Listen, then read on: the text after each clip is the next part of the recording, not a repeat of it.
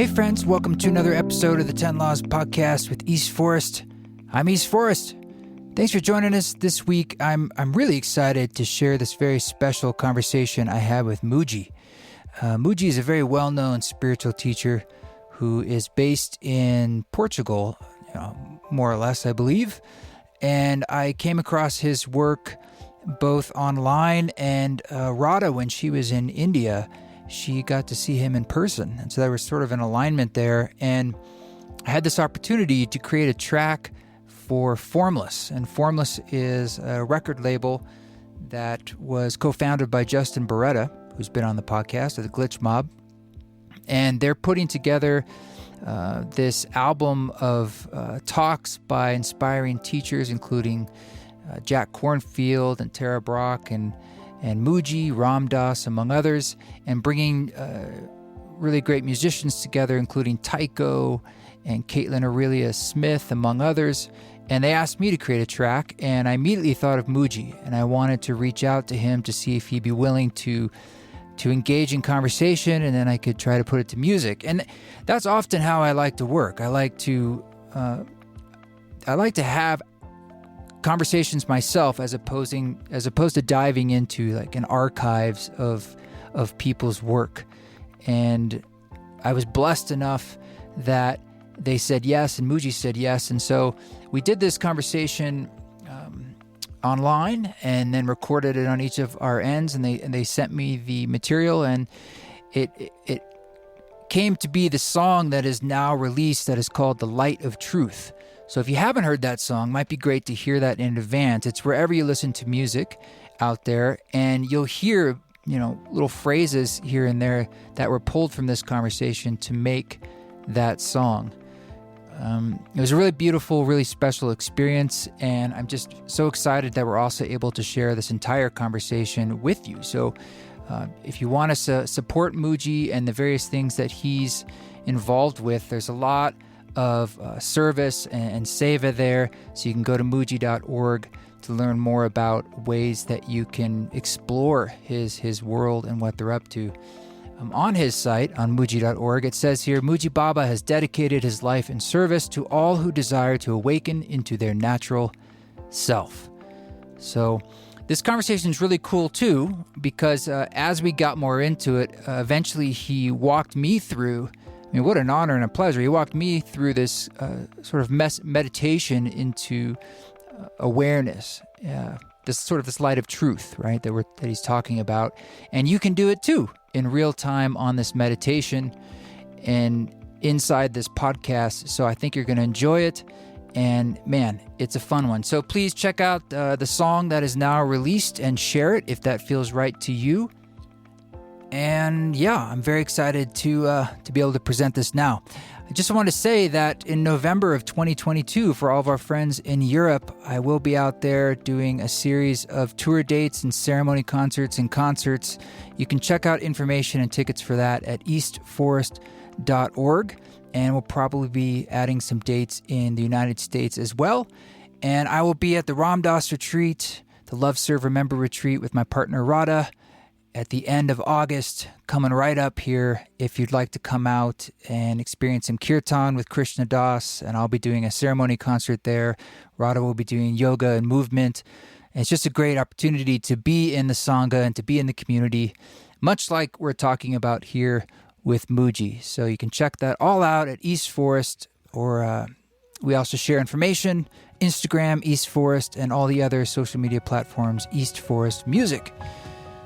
All right, let's dive into this with our dear friend, Mooji.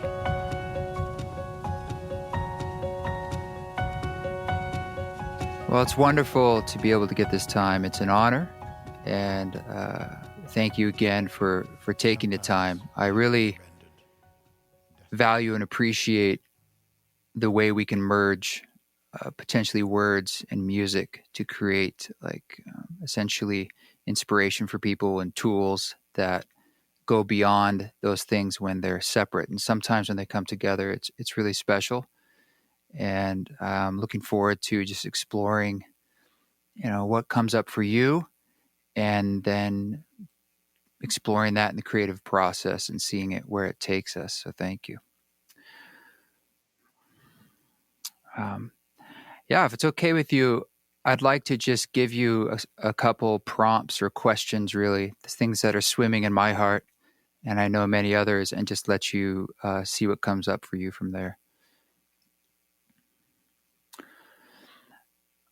I think something that's right on the face of it for everyone right now is there's so much change. And what's a bit strange about it for me is that change is like the engine of the universe in our life. And in one way, it's the thing that we know is always true. Yet when it gets quite large or big or fast or how we perceive that, it's really hard. And a part of me feels like everyone who's here right now, in a sense, it's like a brave soul, in that we're here in a really important and difficult time, but nonetheless, we people struggle right now, and they're struggling with thinking like, and I struggle with how do we deal with. We look out into the future and we think maybe it will change even more and more and more. And what do I hold on to? We have to let go of so many things, sort of like there's a death happening. And Yes. I want to leave it there for now. That's a good one. Yeah. It's a good one. A big one, Yeah. but good one. Good one. You started anyway by saying that, this change is a time of great change, and also that change is consistent with life. In a sense, we are attracted to change, and at the same time, we are often afraid of change, because we are quite complex in our human makeup. We anticipate and look forward to change if it's in alignment with our projections roughly. We don't always want to know exactly what that change is going to be, but we like to feel we have a sense of a direction, and that whatever change comes, that it somehow flows smoothly with our projections. But in fact, no one ever really knows anything until it's right up here in presence, But I feel for a long time we do our best to make sure that it's not that we cancel out as much as possible the extremes. And so within a certain space that we feel, yes, it can go this or that way, it's still we're comfortable enough and feel comfortable that if it moves, if it fluctuates within our expected range, it's okay, we can take care of it. So we are open to change mostly, but we don't like shocking change. And it is good that the universe does not obey our projections, because change and radical change and situations and dynamic and I would say challenging experiences must come to us in order for us to transcend our comfort zone, which actually is not so comfortable, actually. And it's not like comfort is a growth hormone in the highest sense. So I feel, and like I'm sure many people do also, that although it's a very, very dynamic time and seemingly unpredictable at a life level, because we can't feel so comfortable and speak about or project about what the next year or the next 2 years are going to look like, because at an existential level we feel totally insecure about that. Now, I don't feel that life has to obey or cooperate with our personal or collective projections, I feel and see that in the most challenging times, that we are stimulated into necessary change. Some internal change happens also, that our ego or minds don't like that, because we like to feel we have more control. which we never really have. Actually, we have an inflated idea of what is to come, and now we're out of our depth. But I feel that this out of our depthness compels a deeper introspection, not necessarily a meditative, kind of organized way, but each one is compelled to look, even in our most intense moments. If we take an example of someone who is in a very deep medical situation where life-threatening and so on. And maybe if we could go back a short while earlier, then they may be very much as jovial as the next person can be, optimistic about life. But in a time of personal crisis, something happens that we are not aware of until it happens.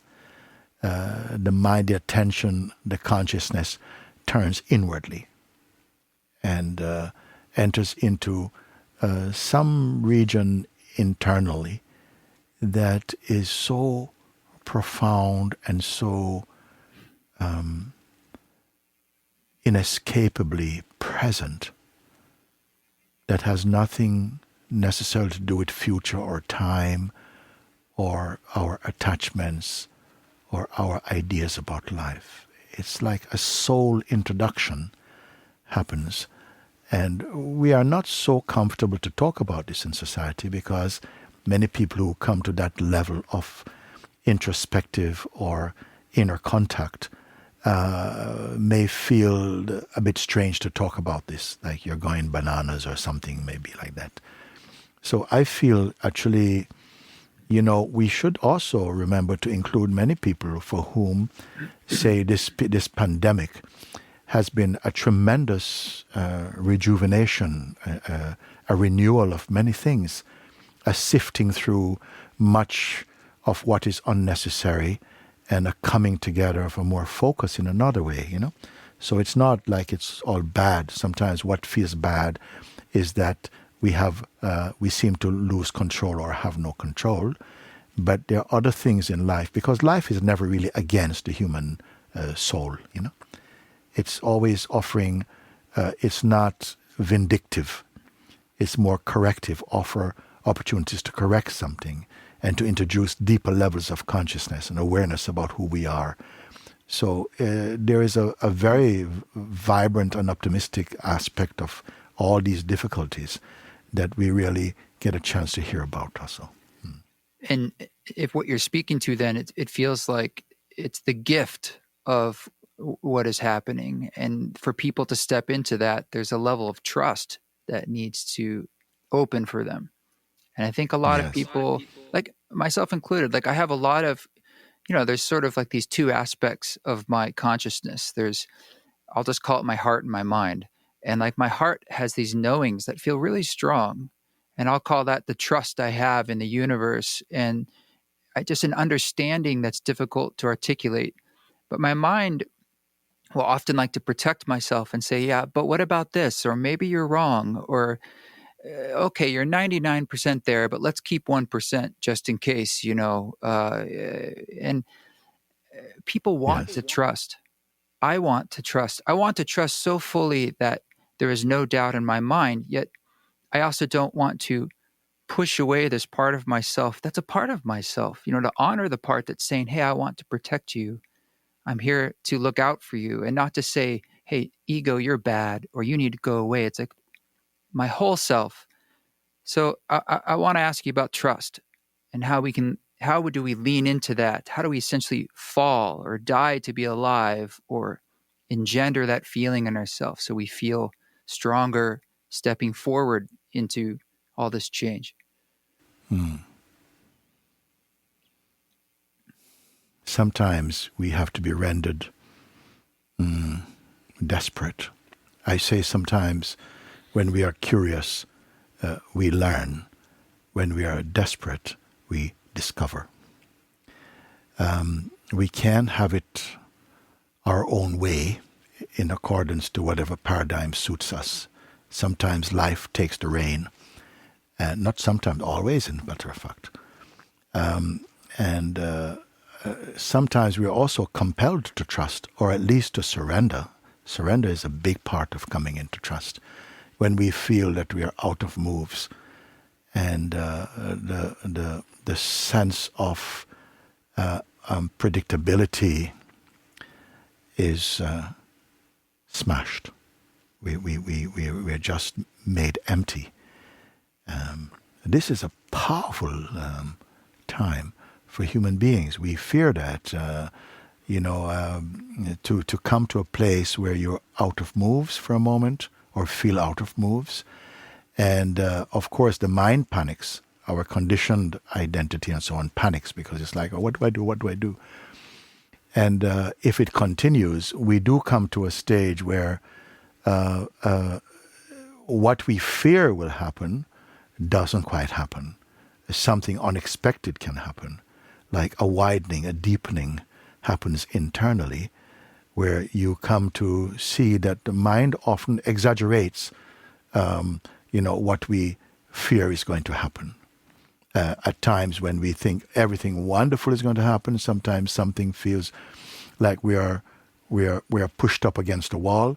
But I feel every experience that comes to the human consciousness is beneficial if we have the right attitude, and we grow into the right attitude, not necessarily willingly. Sometimes it just comes by the nature of the situation and circumstances we have to face.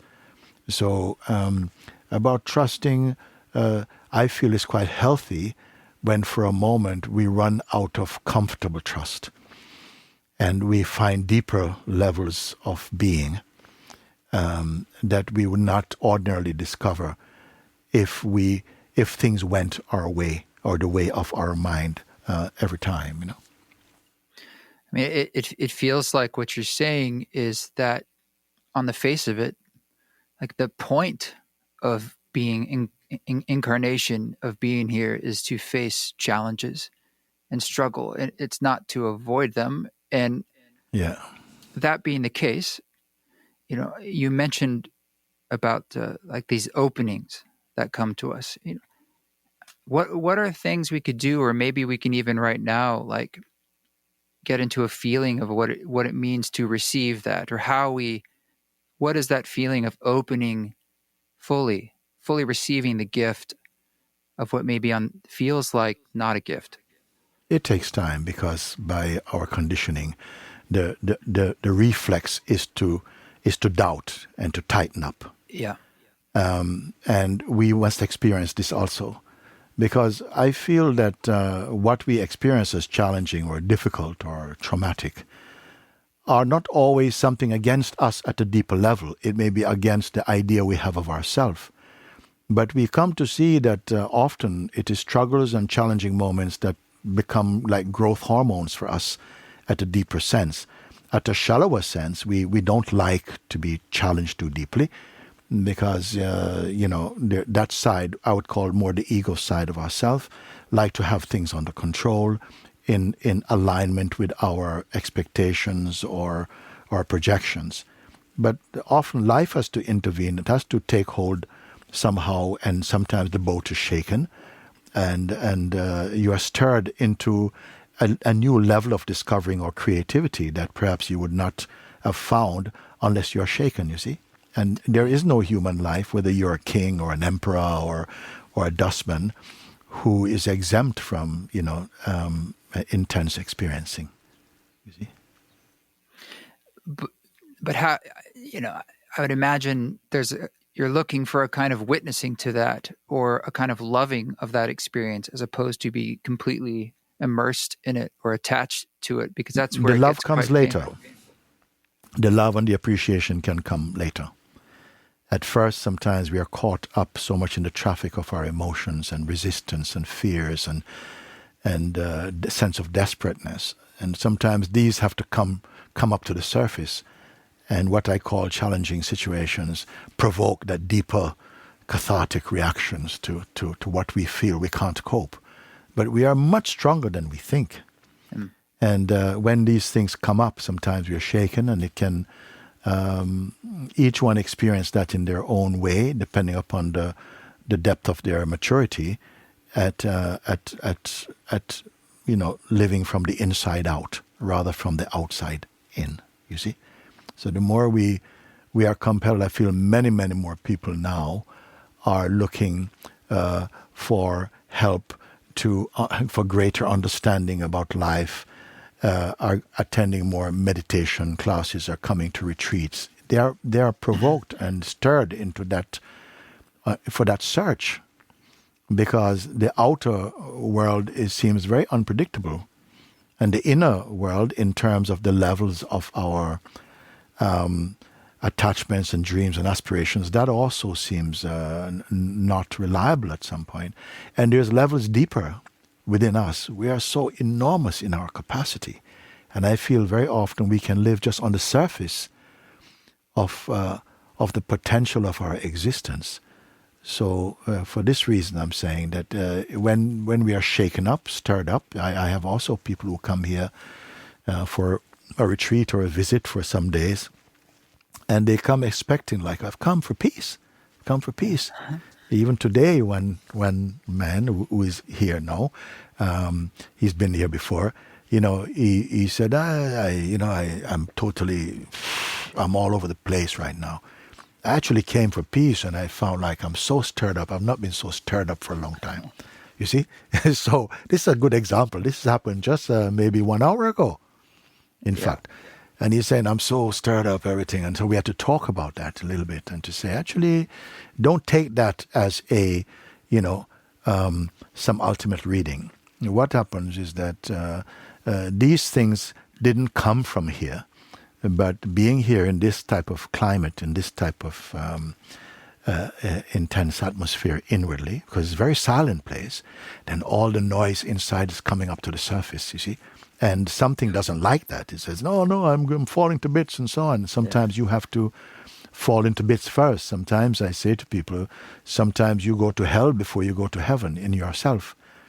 And so this was a good example for me that, yes, don't take that reading as an ultimate reading. Of course, when we are used to a certain standard, a certain way that fits in line with whatever our personal paradigms are, and we're shaken out of control with that, the natural reaction and response, the reflex, is to be thrown into like, whoa, you're into a storm.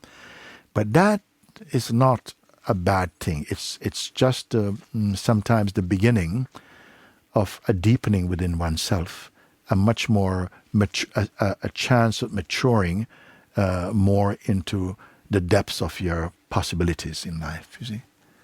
So when I see this, I do empathize, because we are surrounded sometimes by people also who have lost friends or families and themselves come this near to exhaling their last breath. And I've found that, they are much more able to converse in a meaningful way, not just in superficial, hello, how you doing, what's a nice day, and so on, but much more concern has entered into their being, and not bad. I said, for now it feels like this, but it's also providing some real opportunities to get more out of your life, out of yourself, you see. It's kind of like the metamorphosis, when in the chrysalis, the caterpillar is just a goo. It looks like it's completely dissolved, and how could it become something else from there? But you said something there I want to ask you about kind of the noise that's in our lives, and when that is more cleared away and we're able to hear more clearly, it feels like there's so much noise in just normal everyday life. I mean, quite literally all the information and emails and content that is coming at us is unparalleled in human history. And then on top of that... It's already, East, it's already a good sign that we see that, you recognize that, rather than just to be cocooned in that space and not question it. You're beginning to recognize, we are surrounded, there's so much noise, external and internal noise, in our environment, in not every part of the world, but in many places and inside people.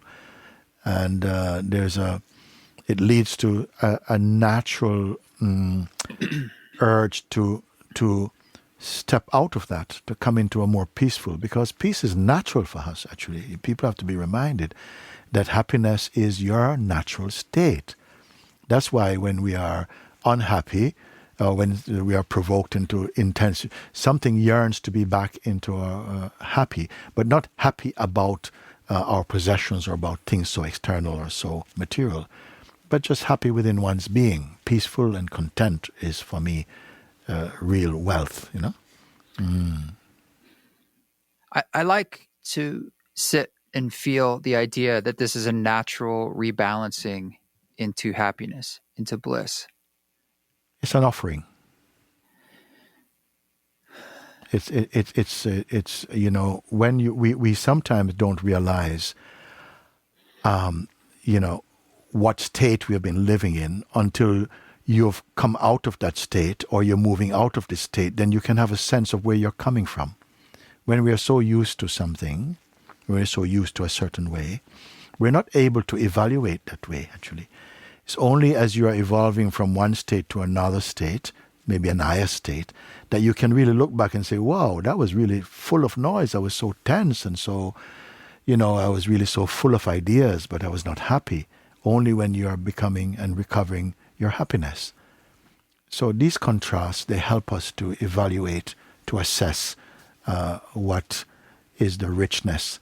Some things could be a richness, an enriching experience is not necessarily in the beginning accepted as such. It can feel like, man, that was a big crash.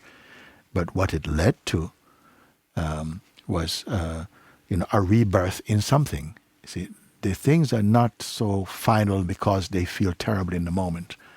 You know, they do offer a maturing inside. It's not punishment. It's sometimes I say that it's as though life releases a bit of our karmic account, and in the experiencing of that, we have a chance to really evaluate and to evolve. Yeah? Yeah, absolutely. But I would imagine too, for people, you know, it feels like a lot of what we live in is these paradoxes or the mystery. And like, it's so strange that we're human beings they're quite literally animals. And you press us in certain ways and we have these responses that are predictable and feels like uncontrollable. And we kind of hope not to be pressed that way. And yet at the same time, we have the ability for cosmic consciousness and brotherly love and these creativity, humor, all these amazing aspects of the whole nature of being. And that in itself is like a total trip and challenging to hold on to for people to say, like, how is it possible that we can be awakening into a new state of being and yet we can be so terrible at the same time, so tribal, so Yeah. our humanity, Yes. holding it all in ourselves and knowing that. Many times we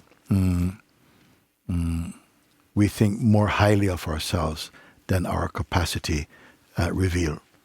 You know, we can be creative, and also even in philosophical terms, also spiritual terms, have very great ideas because the capacity intellectually is so vast also. Yeah. But that what we learn must be swallowed and digested and assimilated and finally combust into spirit before it is truth, you know. Sometimes we have many ideas that we share it so freely, and we write books about it and have seminars and so on. But then a little thing hits you and the structure collapses.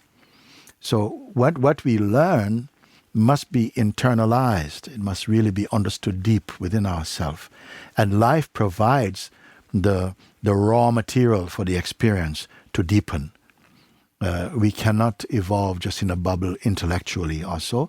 And even within this space, we can be very creative. Many beautiful things are created by human beings in the world. So much is wonderful.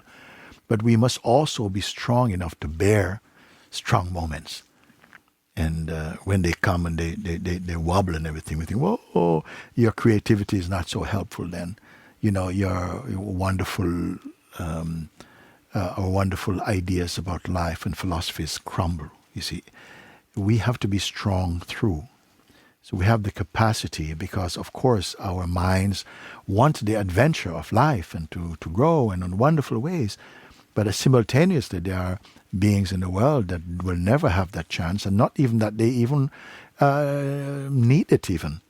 We have a different way. Sometimes I believe that we compare the best in ourselves with the worst in others, as we perceive like that.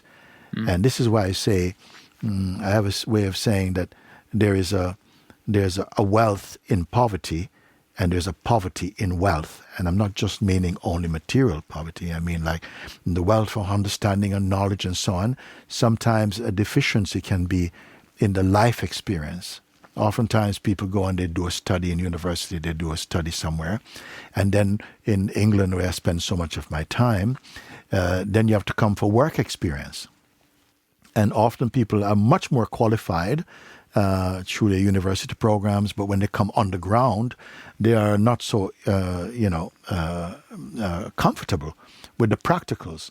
So life is also very practical and simple also. And through even simple ways, we become wise and contribute in a very simple way also, you see. So what you say, it is true that we have the capacity to create beautiful things, because our minds want to create. We want to create and create even safety for ourselves and create beauty and so on. But then we're not prepared for calamity or for moments of uncertainty. But these are the moments also that really we have to dig deeper down and come to a wider space of being, rather than to be top-heavy with the knowledge of the world, but not the experience of life from the inmost within us. Because the capacity of a human being is not only to be creative, but to discover the truth of who we are, of what we are. And that truth is greater than all you can see. So the calling of our time then is introspection. Could you say again? Like the calling of this time is introspection. It has always been like that. In every age, there's a call for introspection. At some time, as dictated or determined by the higher power, and that power the light might turn up, the power might turn up, and in such a way in our time, maybe unprecedented. I don't know if there has been a time in human history when the entire planet of human beings are confronted with a similar, predicament or challenge. But I feel I always will look, because we know many people amongst our friends also, people have passed away and so on. It's a tough, strong time emotionally, and in terms of the challenges against our projections and hopes and aspirations for future. We are uncertain, and that itself creates a lot of pain within us. But at the same time, I have to say that it's a chance for us to evolve also, and to create out of this perhaps a better, a more together world. Is a possibility, because when we're all, not all, because we're never all anything. When we are in a high state, exuberant with our wealth and with things like this, we cannot empathize with someone who is so different in their life. No? But now we share a similar experience, so every human being can understand where things are appearing. Some people don't have such a strong identity with form. This is important to remember, that maybe their lives are so running only on the essential, and even that sometimes they don't have. So they're used to it. So their outlook on life is not for comfort and luxury. They're just trying to get to the next meal or something. Another one, if they miss out on one of the meal times, it's huge suffering for them. So it's not that we experience the same thing in the same way. You see, for sometimes people who have been living in very mediocre way, in environments like this, they also thrive because they know how to. They have gotten by before. So everything, we cannot work it out completely. All I can say is I would like to encourage human being, our family, to not to panic only, but also to see that in this a greater opportunity. And that is more important than all the wealth and all the food and comfort that we can acquire, is the opportunity for self-discovery. I put that above all things. Is there maybe an embodied experience or short meditation we could do together that would sort of lead us into that space of listening, just as you're saying, like this opportunity that is in front of us universally? Yes. I'd love to have an invitation for that at some point. Why don't we do? It'd be beautiful. Because I feel this is accessible to everyone. I feel this is accessible to everyone. What I try in some simple guided meditation, just for a few moments, I say to those who come, what is it that you wish to discover? Everyone wants to be happy, at peace, content, stable, and confident in their existence. So what I say is, okay, if someone were to ask me, please, Mooji, could you help me to discover what you speak about? Because I've read your book or something, and I want now the experience. Okay. I would say just now, if just for this short time, while we have the opportunity to be together, for a few minutes, you will follow my guidance. I will try to lead you into the discovery within your own being. If I ask you to just for the moment to leave aside all the ideas you have in your head, you don't have to name them, but just you have this power to do it also, just to leave everything aside for a moment. Even what you would like to see happen in the world, who you think you are, and the importance of your life, where you want to go, who you want to be, all these things. Just for now, just for this short duration, just leave everything aside for a moment. And I'm going to do something. I'm going to say to you, at the end of this simple exercise, you can have all your stuff back. You can just pick it up. So we're not saying to destroy anything. So just for a side, leave aside every idea you have about who you are and where you've come from. Just leave it aside for the moment. And what kind of world you'd like to see, all these things. So it's a beautiful thought. But for now, just leave it aside for a moment. Just leave this aside. And all that you have done, your history, your lineage, whatever, your memories about things, just for a moment, just leave this aside also. This much. And I would say, please, really do for a moment. And I will keep my word.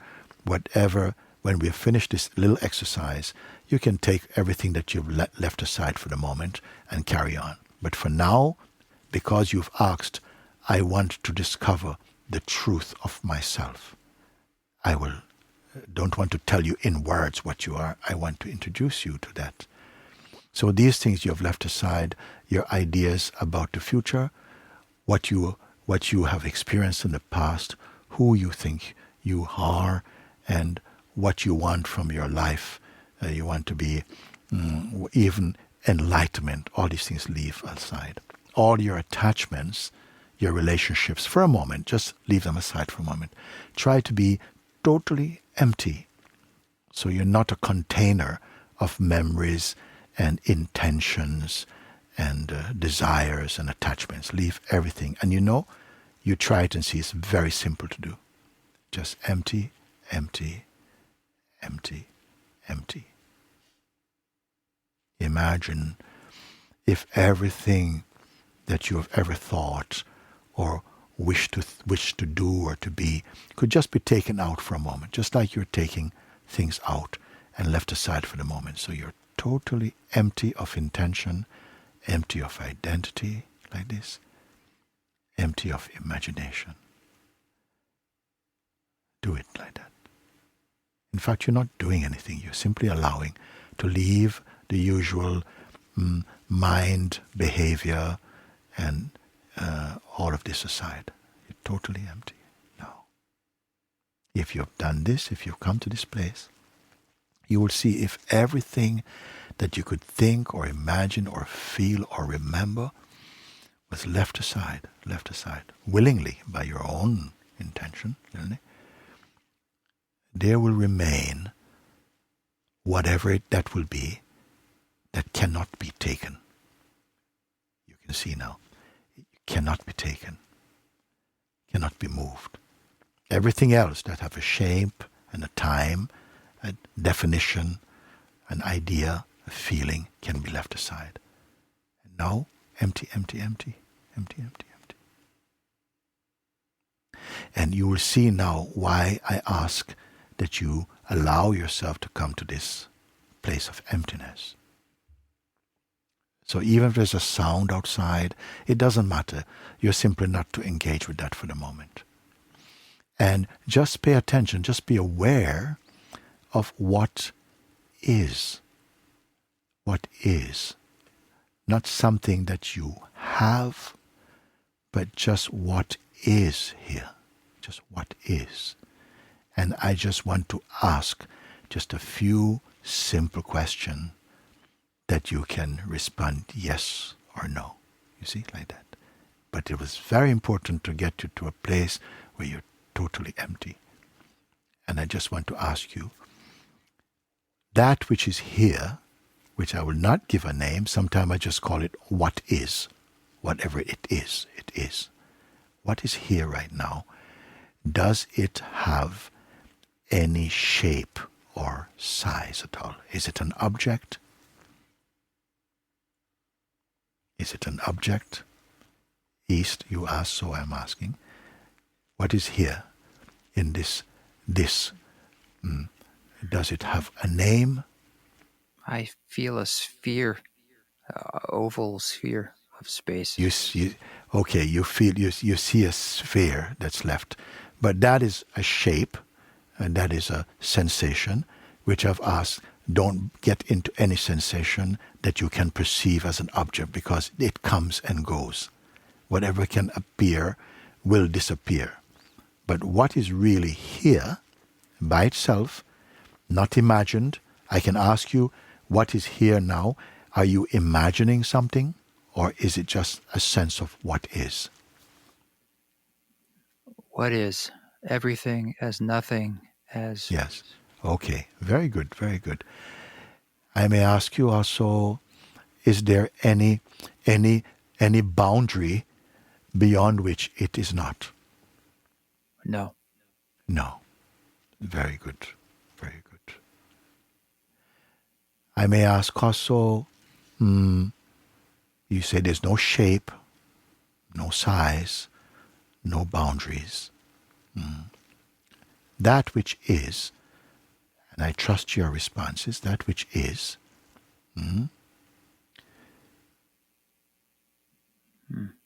can it be depressed or sick by itself? Trust you're looking. No, only covered, only unseen. Yes. So if it is covered, it must be covered by something that is bigger than itself. Or is it you can say, look and see what can cover the isness. Let's call it the isness. Can anything really cover? Just from now. Only now, speak. Only covers my eyes like a blindfold. It's not covering the world that I see. Yes. Can you see even a world right now? Just as the isness, that which is, does it have any shape at all? It's beyond. Beyond. Okay. Beyond. May I ask you, would it be possible, even with the most sophisticated technology, to take an image of it at all?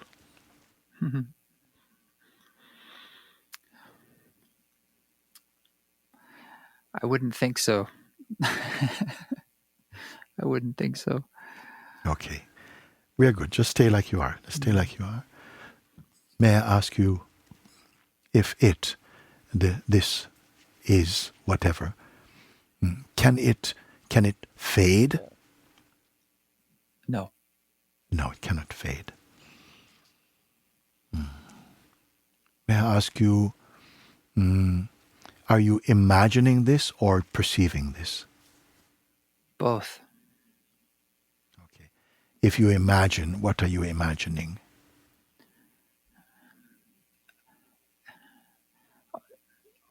All that is. Does it have any shape? Yeah, the imagination puts images to it at times, or feelings, or colors, or energies. But I Okay. suppose But those right are now, you're looking only right now. Any images are only appearing in it and dissolving in it. But can it dissolve? no. No, it cannot dissolve. That's beautiful. May I ask you, was it born? Not that I know. No. It is. It is. And on the other side of this question, can it end? Just stay in your looking. Don't imagine anything. You're in the immediacy of your seeing. I asked before, is there a boundary beyond which is not? You say no. I'm asking you now, was it born or created? You say no. As can it end or die? And you? No. No. Can I ask you if it judges anything at all, anyone, or can it be angry in itself? Look, No. no, cannot be. Does it express its opinions about anything? Only cause and effect, no opinion. No. Cause and effects are effects appearing in the mind, which is okay, they can appear, but are they this? I don't think so. Just stay in the space of your seeing. What you're aware of, is it being produced by the senses in any way?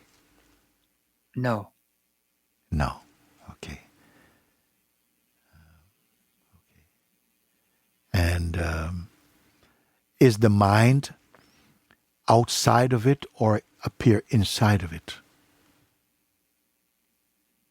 Can mind exist outside? Can there be an outside of this?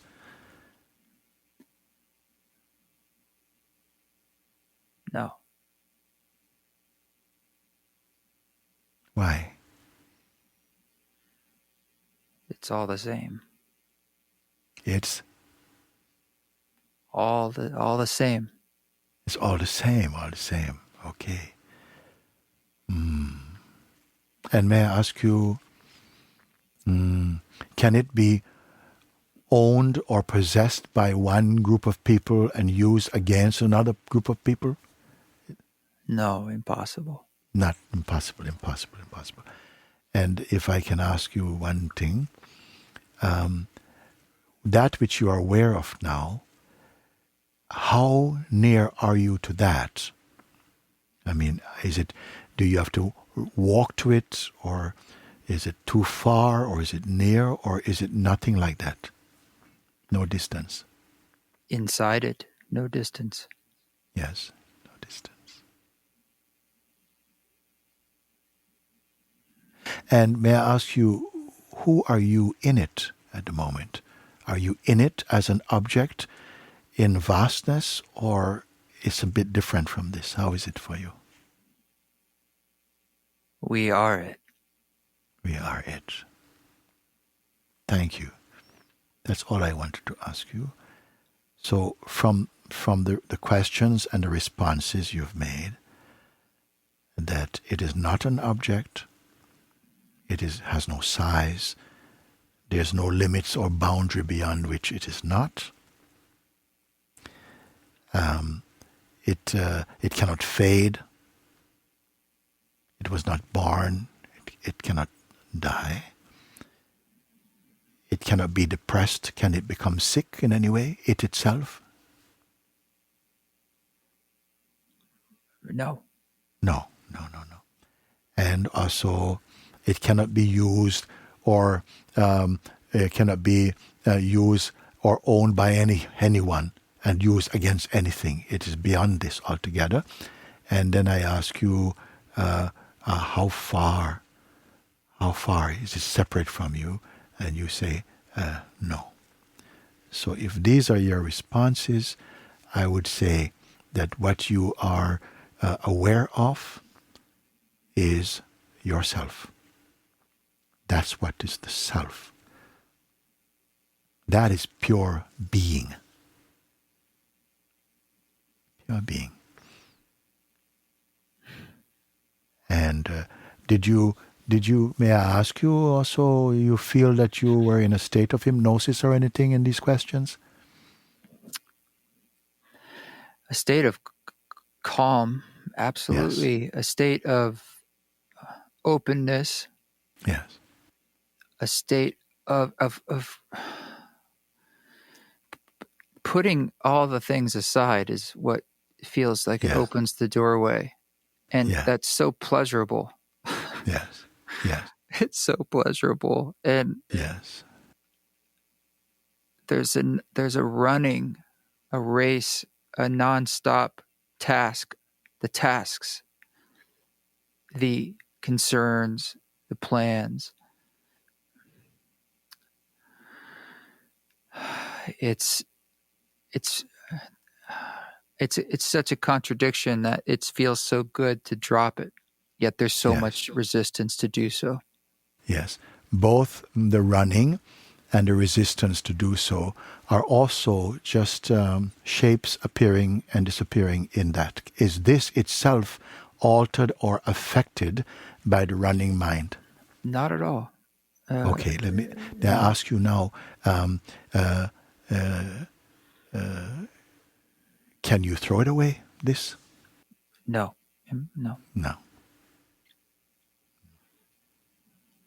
Is there a door to get in there and out? Is there anything like this?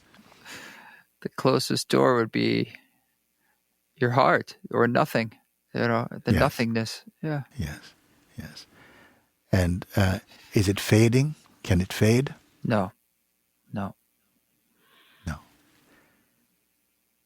So this, I'm saying, this is yourself and the self of all human beings, all living beings.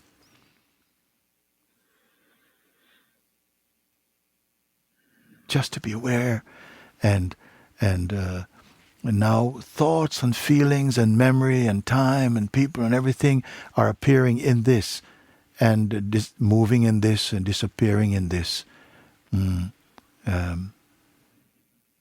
But can this disappear?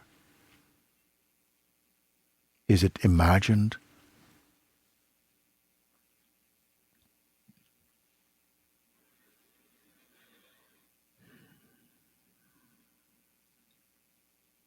I asked you about trust, and yes, knowing is the trust, in a sense. It becomes, in a sense, trust not being a choice.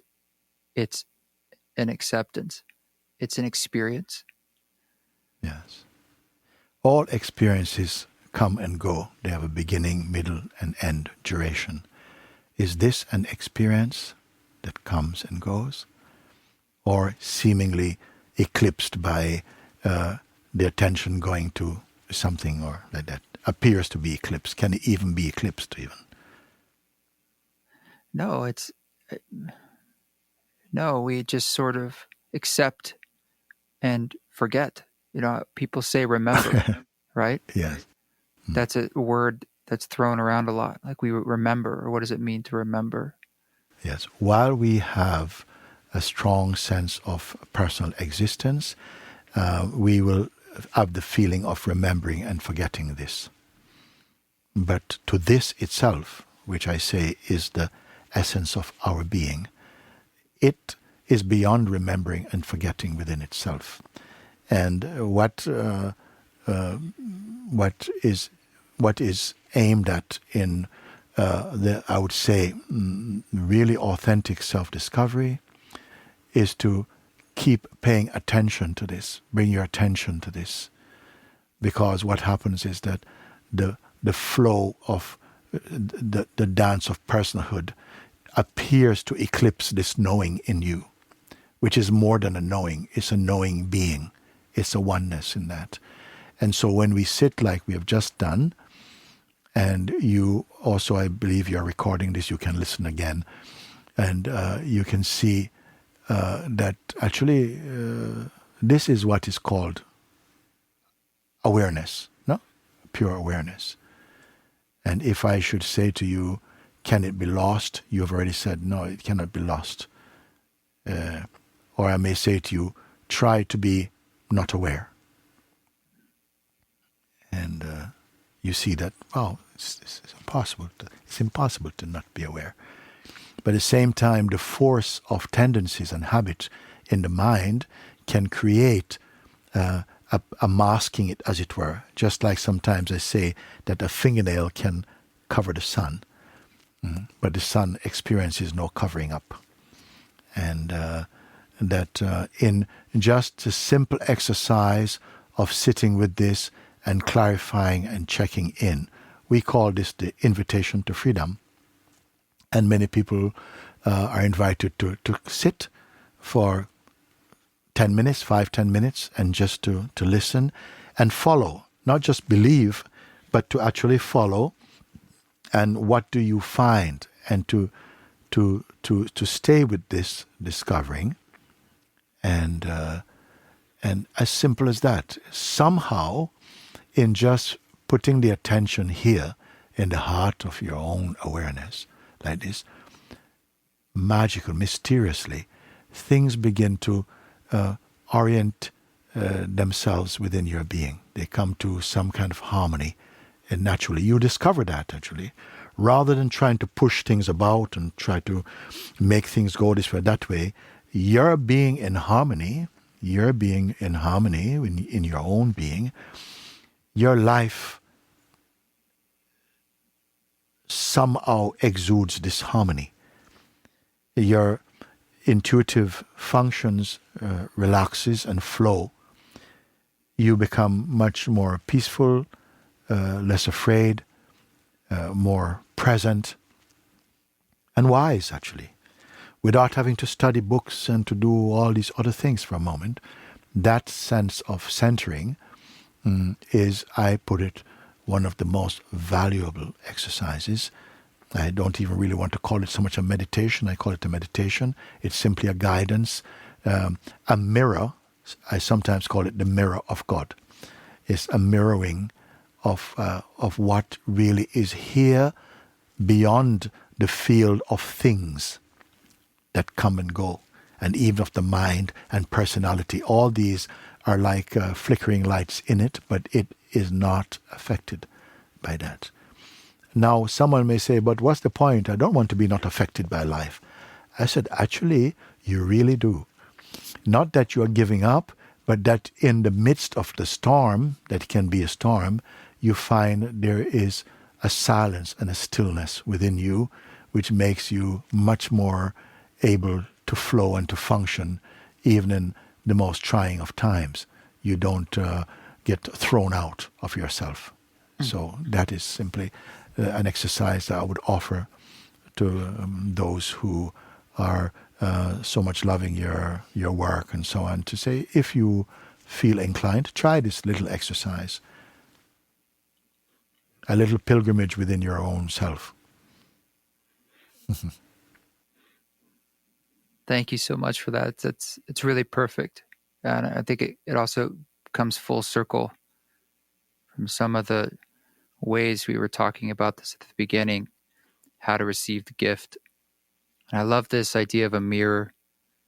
Oftentimes I feel that by reflecting to someone else what I want to embody, what I want to feel in a sense, it creates it. And it becomes reflected back to me, and I feel it myself, and it comes into being. Even if I don't maybe feel in that moment worthy in my mind or capable, I simply embody it for someone else as a gift, be their reflection. And suddenly it is. And maybe that's the real opportunity of this time is, reflecting I feel, what is. yes, I feel, and I would recommend just to come back into this space when you have time and the willingness to sit and not prescribe what you will do with it, just to be present with it and observe your activities that flow from this also. If they flow with a greater harmony, a greater aliveness, they are flowing in a quality of inner presence that you cannot really explain. And I wouldn't be quick to explain that, but to be with that and to really be aware, to stay aware and see that actually actions, reactions, interactions are happening more than are made to happen. And that's the quality of a more still mind, is to be able to observe and to experience this as the very heart of being. You see, it's not so much about what you do. That also has, and that is not in conflict with this. In fact, the more you're stable in your own awareness, the more your genuine activities flow with greater, it's like they're wind assisted and flow with greater harmony and naturalness, spontaneity, and, in this way. Mm. Mm. Harmony is something that definitely makes sense for me when I think about music. So thank you, Mooji. This is really wonderful. Really appreciate this. And also one of my desires of talking to you, I know you have a lot of recorded material. That's fantastic. But there's something special about allowing this moment right now to speak to this moment right now in a creation itself, as opposed to me up here deciding, oh, this, and then I'll take this, and then this. And so, but I just want to know if there's anything else that you feel needs to be spoken to, or you feel needs to be spoken to. You are very intuitive about this. I say I'm very happy to hear you say that and to that appreciate. Doesn't matter how many times I may share a story or whatever. It's the freshness, the immediacy of in that moment that really is at the heart of things, And I feel you have asked for and allowed me to give you a simple guidance, which I feel is very, very, very, very valuable for those who are searching for peace and even a sense of what life can be at a deeper level of awareness, and that anyone can find this, and especially at a time when people are restricted in their movement around the world, to use a time in this way is the most fruitful because it anchors you in your own being. A lot of people are afraid because they're up here. It's up in the head and it's shimmering. But to be grounded again inside your own, in the heart of your own awareness, is beyond being just valuable. It's a reset. And it's really, really needed because from here, whatever is to come will be met in this space of yourself. As I said earlier, true life is lived from inside out, you can say, more than just outside in. That how you are within your own being determine how life is experienced in you and by those around you. And the more stillness you come to in recognition is not that you are being still as an action, but that you come to recognize the inherent stillness that is synonymous with your natural being, and to flow from that. Because in that stillness, and it's important for me to say that, it's not about someone being still. You can have a very dynamic expression, but it's flowing in stillness if you come to recognize it. And it's a beautiful synchronicity, in fact. But you are rooted in your own self-awareness, rooted in that inner stillness.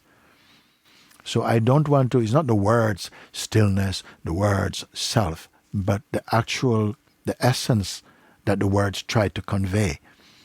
And I say often what we are cannot really be explained. It can only be, even to say it's experienced, not as something other than yourself.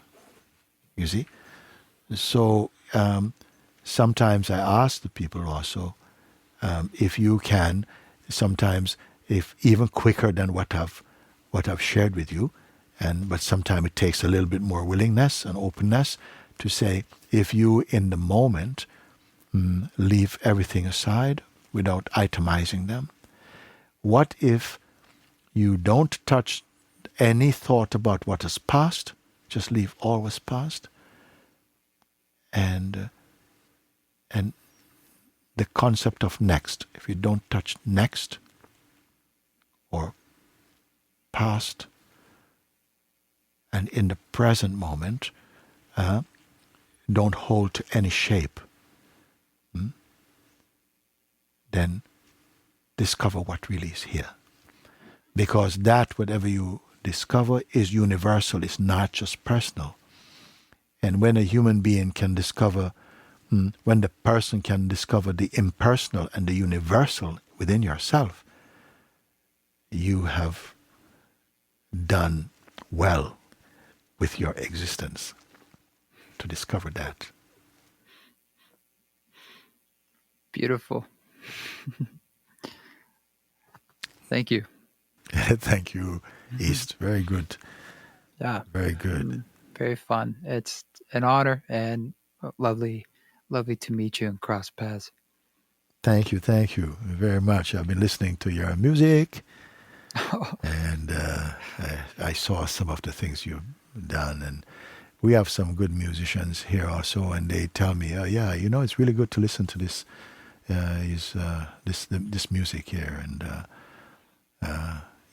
so I've been taking a little look. It's fun to know. Well, yeah, I like what you set out to do, to bring a depth of realization and to speak to beings who have a deep understanding and experience of that which really is the highest in the human domain, and to somehow enhance that in your way with the music, to make it accessible to a wider range of listeners, Music does that for me. Yeah, and music is so amazing. We could talk forever about what music is and how it opens these doorways for us, and it's so beautiful. It's just this amazing thing we take for granted most of the time, but it's so powerful. Whatever it is, the thing that is you most love, the truth can speak through that. And so for this reason, I felt to pick up your invitation and to talk with you today. Thank you. Well, thank you. Thank you again, Mooji, so much for engaging in conversation, and for everyone on his team for helping make this happen, and as well for saying yes to allow us to include this in this music that is being released by Formless. You can check all that out wherever you listen to music. It's under East Forest, and it's featuring Mooji. The song is called Light of Truth. I also want to thank everyone on our Patreon who supports this podcast through that modality. It is a great way to support this podcast. Patreon.com/East Forest. We get to share things like extras from conversations and demos, and we do a monthly Zoom council where we get together and witness one another, and I often do a guided musical meditation. This song you're hearing in the background is the song The Light of Truth, but if you'd like to hear it in full, again, you can hear that wherever you listen to music. There is also a lyric visualizer video that will be on YouTube. You can see that at youtube.com/eastforestmusic. All right, my friends, I will see you next week. I hope you have a blessed week and keep walking that walk.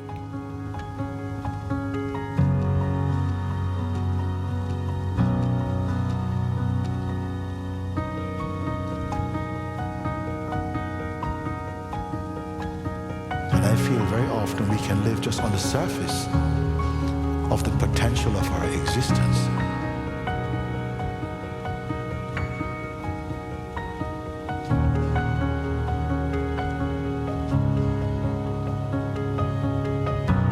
What if you don't touch any thought about what is past? Just leave all was past.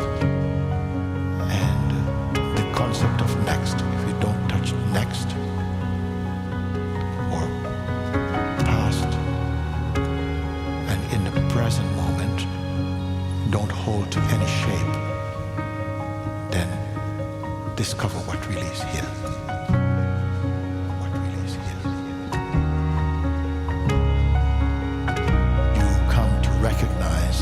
The inherent stillness that is synonymous with your natural being. In just putting the attention here in the heart of your own awareness, magically, mysteriously,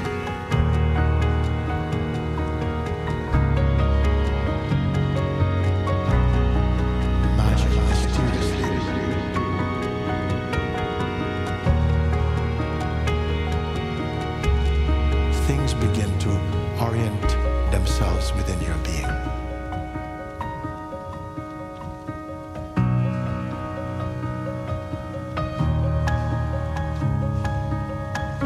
You are rooted in your own self-awareness.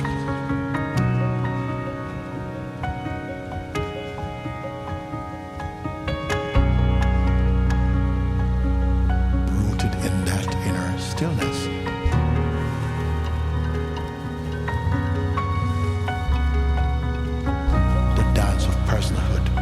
Appears to eclipse this knowing in you.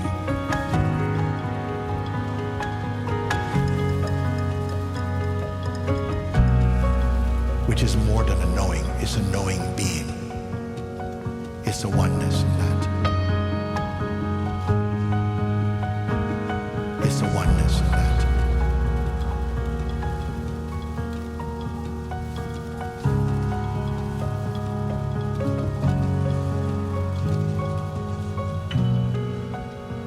Happiness is your natural state.